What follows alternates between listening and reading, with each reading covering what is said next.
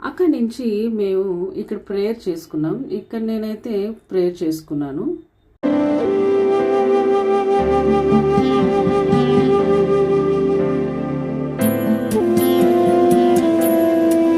So కింద దర్గా దగ్గర prayer అయిన తర్వాత ఇప్పుడు పైకి వెళ్తున్నాం. వ్యూ చూడండి ఎంత బాగుందో. పోర్ట్ ఏరియా దగ్గర కదా ఈ దర్గా. చాలా చాలా చల్లగా ఉంది. అంత ఎండలో కూడా మనకి ఈ వింటర్ సీజన్లో చాలా చల్లగా అనిపించింది. అండ్ పైకి వెళ్తున్నాం.